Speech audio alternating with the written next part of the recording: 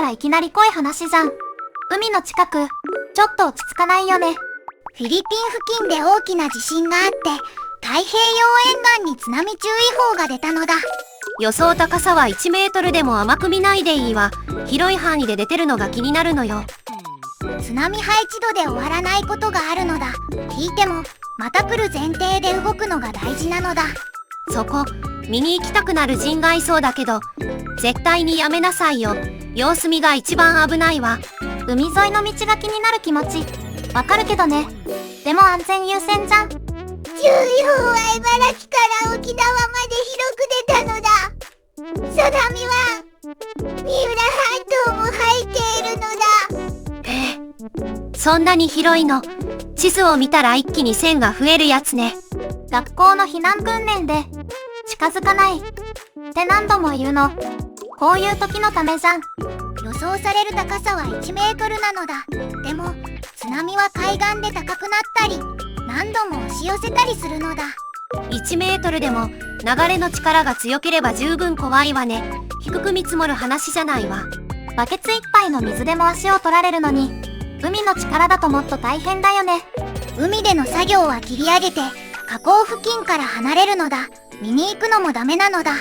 その判断早いほどいいわ。連絡が取れるなら家族にも無理に動かないでって伝えたいところね。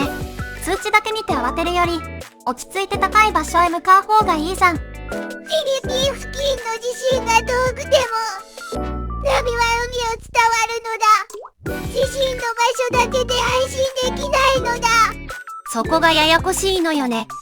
揺れを感じてなくても警戒が必要ってかなり厄介だわ。みんなは自分の地域が入ってたらまず何を見る？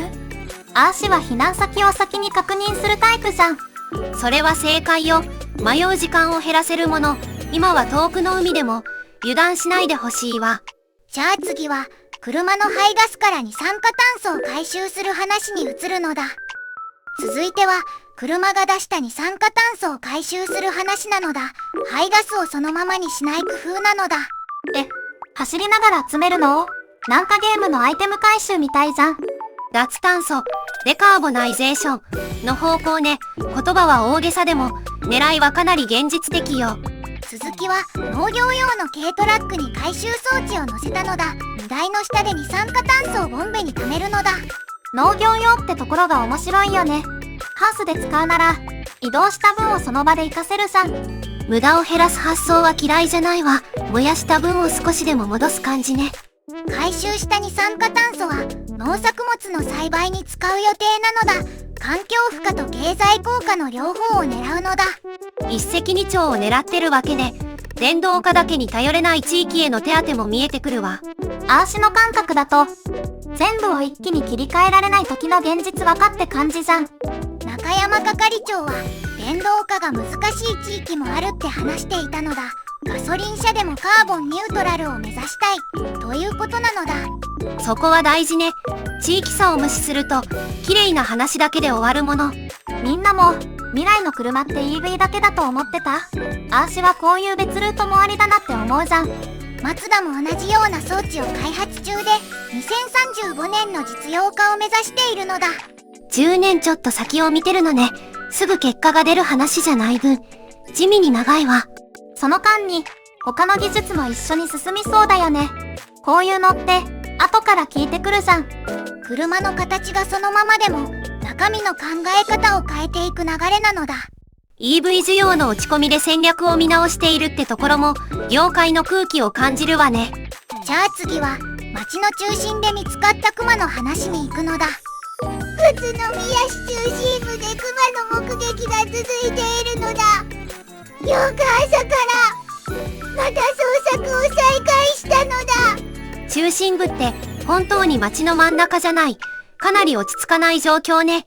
オリオン通りまで出たって聞くと想像よりずっと近いじゃん。6日の朝に山林で見た通報があって、その後は県庁の近くでも確認されたのだ。山の方からかなり移動している感じがするわね。油断できない距離よ。市場の近くでも午前4時半頃に見つかったよね。朝早い時間でも安心できないじゃん。工場付近でも目撃されているのだ。そこから2キロほど南西の場所なのだ。つまり、一箇所の話じゃなくて、複数の場所で追いかける形なのね。これ、通学路や通勤路の近くに出たら本当に困るよね。身近な範囲に来てるのが怖いじゃん。シュワ戸締まりを徹底して、見かけても近づかず建物に逃げるよう呼びかけているのだ。その2つ、かなり大事よ。ドアを閉めるのと、距離を取るのと、どっちも急ぎなさいってことね。もし遭遇したら、写真を撮るより先に逃げる。でいいよね。そっちの方がずっと安全じゃん。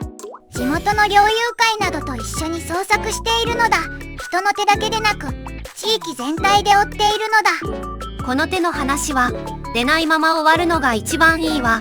見つけても自分から近づかない。それに尽きるわね。気になったら外に飛び出すんじゃなくて、周りに知らせる方が先じゃん。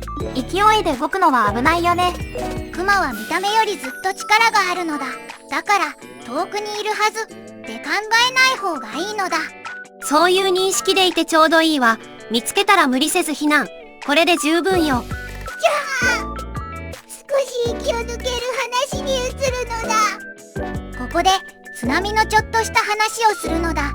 普通の波とはかなり違うのだ。普通の波と違うなら、どこが一番違うのかしら。津波は地震や火山活動、それに山体崩壊で起こる大量の海水による洪水みたいな現象なのだ。海だけの問題じゃないんだ。原因の幅、結構広いじゃん。沖から近づくと波の高さが上がりやすいのだ。波長がとても長いから、見た目よりずっと厄介なのだ。だから海岸で急に大きくなるのね。見た感じで判断しちゃダメってことよ。上陸した後も、押したり引いたりを繰り返すのだ。最初の1回で終わりとは考えない方がいいのだ。なるほどね。一回静かになっても、まだ終わってないかもしれないってことじゃん。コメントで、一番気になった話を教えてね。